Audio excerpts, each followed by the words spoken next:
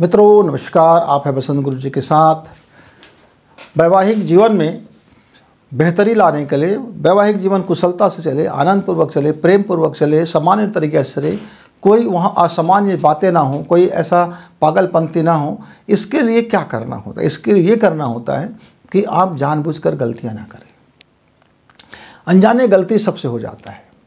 खाना बनाते समय लड़की से हो सकता है, उनकी माँ से भी हो सकता है, किसी से भी हो सकता है।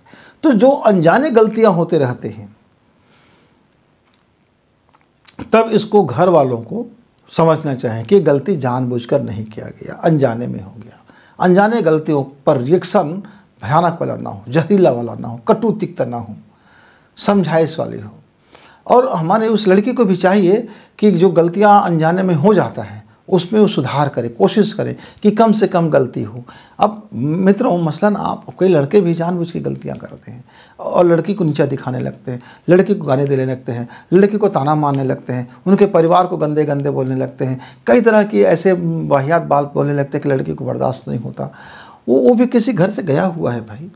अब लड़का कितने बार जानबूझ के गलती करते हैं लड़कियों के साथ में, अब लड़के भी कितना बर्दाश्त करें। तो लड़कियां भी जानबूझ के गलती करना शुरू कर देते हैं। अब ये जानबूझ के गलती को बोलने लगते हैं ना, ये हमसे अनजाने में हो गया, और किए जानबूझ के रहते हैं, तब वो बड़ा घाव बन जाता है, तब वो एक विवाद की स्थिति बन जाता है। मित्रों आप समझ जाइए कि यदि अनजाने में गलती है तो हम उस अनजाने गलती को लगातार सुधार करते हैं, और यदि मैं जानबूझकर कोई गलती कर रहा हूँ तो मैं लगातार वो गलती दोहराता जाऊँ, क्योंकि मुझे उस जानबूझ गलती करने में मज़ा आ रहा है, मुझे चिढ़ाने में मज़ा आ रहा है, मुझे ताना मारने में मज़ा आ रहा है, मुझे चीज़ों को बिगाड़ कर देने में मज़ा आ रहा है, संबंधों को ख़राब करने में मज़ा आ रहा है। तो जब मुझको ख़राब करने में मज़ा आ रहा है तब वो फिर मेरी गलतियाँ जानबूझकर है, फिर उसको सुधारा नहीं जा सकता।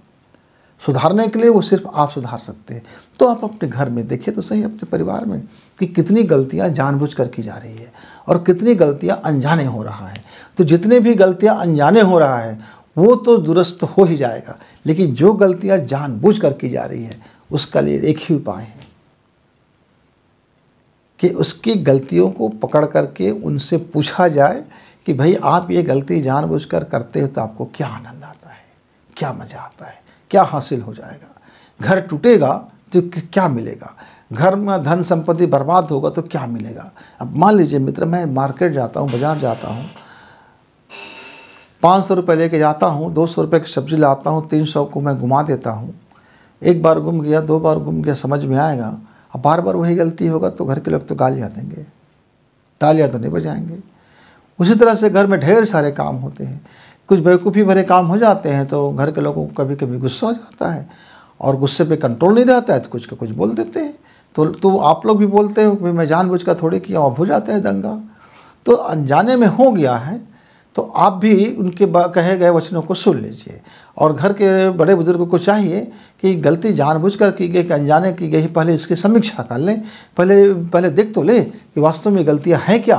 माफ़ करना भी तो सीखें और सिखाना भी सीखें, गलतियों को कम से कम हो इस बात को भी सिखाना सीखें, और कुछ गलतियाँ हो जाते तो उसको माफ़ करना भी सीखें। तो मित्रों ये जब 2 चीज़ें हो जाती है, सीखने का काम, सिखाने का काम, तो उस घर में गलतियों की गुंजाइश कम से कम हो जाता है।